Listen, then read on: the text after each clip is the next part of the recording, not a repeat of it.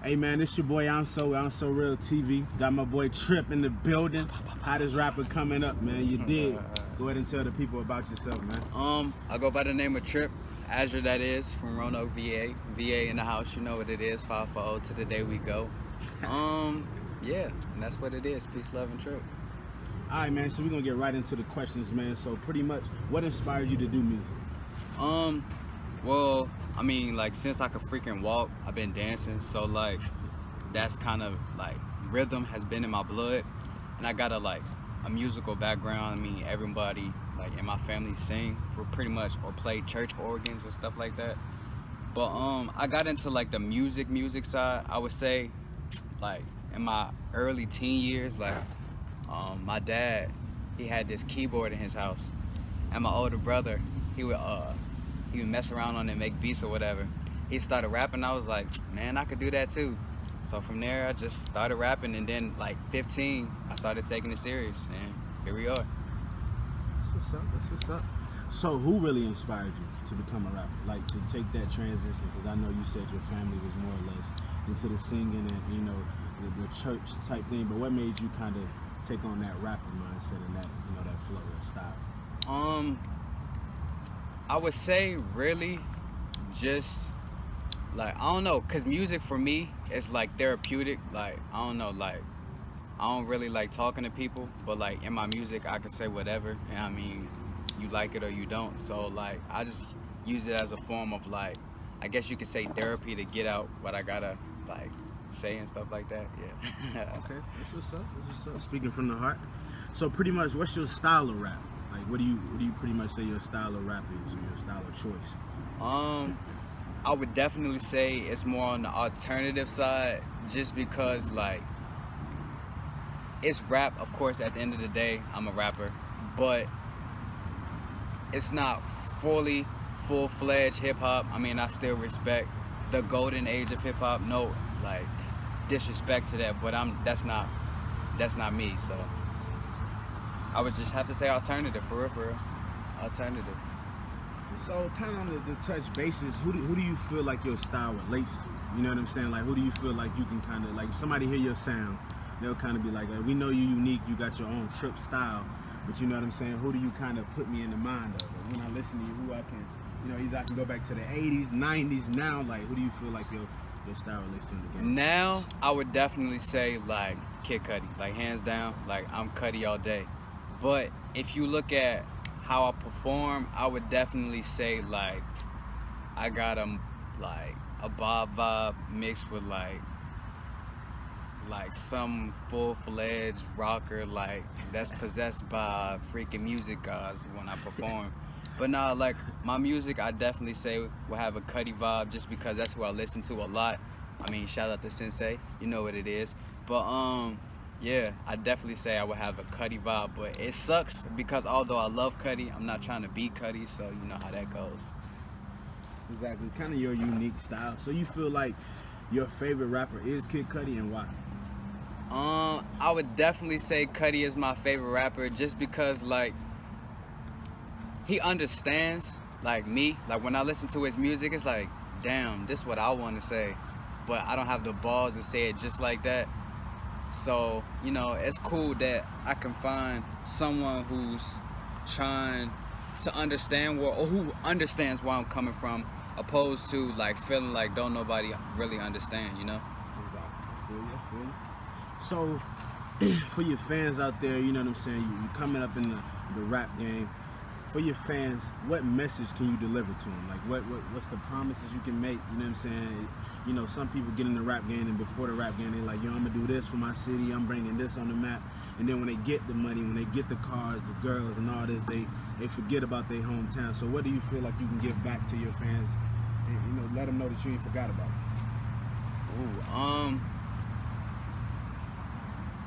You can always expect me to be myself.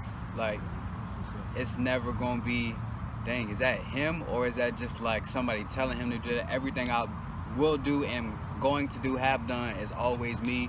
It's always coming from the heart. I feel like at the end of the day, no matter what you do, don't let it become you. You become, like, what you want to be. Like, to better emphasize that, like, I hate how like some people get into the industry and they let the industry change them, like because they're not making enough money. They feel like they got to do certain things or do publicity stunts and stuff like that.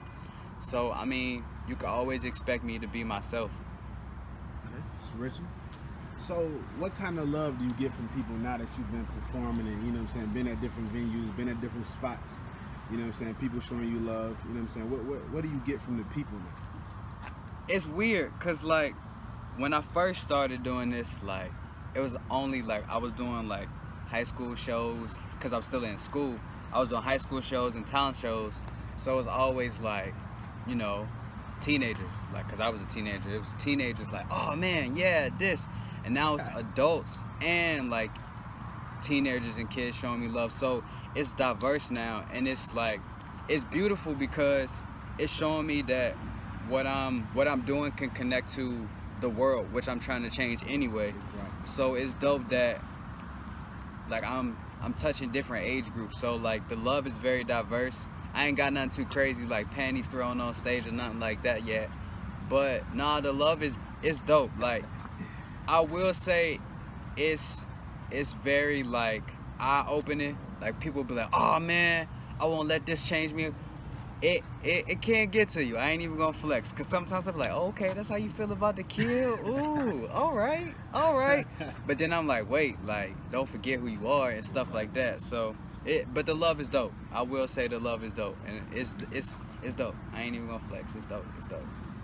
So you feel like where you are in your career as far as, you know what I'm saying, the rap game and, you know, being a rap artist, do you feel like you're in the right place? Like, do you feel, you know, just in a good space? You know what I'm saying? Like, you feel like your music relates to your life in that way, or is it your past, or is it what you're going through now? I feel like right now my music, like the new music I'm working on, it's working towards a mixture of both. It's the past and the present. But my older music was definitely past, like just what I was going through, experiences and lessons that I learned. So that's what the past music. But this new music that I'm working on, new material, new visuals, performance and stuff like that, it's all just life. I mean, that's my biggest inspiration, and like I don't know, it's just life. So pretty much life. Just, you know what I'm saying, like speaking through your music, you know what I'm saying? Not really, because you know most people, they want to talk and stuff and how to ad-lib and do all this in their music, but what are you really saying? What's your message? So you feel like you really just speaking through your music right now? I would definitely say the message that I'm trying to get is that people need to spread love, enlighten each other, and grow. Like that's, at the end of the day, that's what I want people to understand. Like we need to spread love, enlighten each other, and grow as a whole, grow as an individual. I mean, like they say, we can't change the world until we change ourselves. So you know how that goes. Okay, well said. So what do you feel like the biggest song you have right now? One of the songs that pretty much when you was making this song, you knew from the recording, you knew from writing it, you know this is gonna be a banger. You know what I'm saying? You feel like this is what the people is missing. You know what I'm saying? Whether it's, you feel like this song was made for you or made for everybody, you feel like it was made for you, but you feel like, you know what I'm saying, it's gonna take on the world. Like what do you feel like can change? I feel like when I'm doing my music, like every song that I write has potential to be like worldwide. It just depends on what the listener is and like into.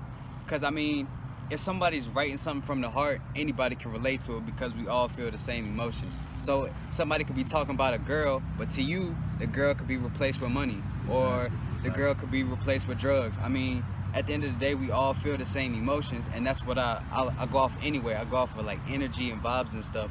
Like that's my biggest thing when I'm writing. Like, okay, what's every emotion that the topic that I'm writing about has made me feel? And then from there, I go, do I want this to be a good song? Like, do I want it to be happy emotions that I felt? Or do I want it to be like, dang, like, yeah, this is some real life crazy stuff. But, I mean, I just go off of the vibes and energy, like, you know, when I'm writing stuff. From there, that's what we get. Okay. So what do you feel like the biggest challenges that you had to deal with, you know what I'm saying, doing music since you've grown up in it? Because I know you said you started young. So from then on to now, what do you feel like one of the biggest changes you had to deal with? I would say the biggest changes that I had to deal with was realizing. See, when I first started music, it was before. Even though I'm not that old, I'm only like 22. But when I first started doing music, like social media wasn't that big yet, so people were still looking forward to, like, oh man, I gotta get signed, I gotta do this, and then I can get on. Now it's like, oh, I can sign myself, I can start my own label, fund myself.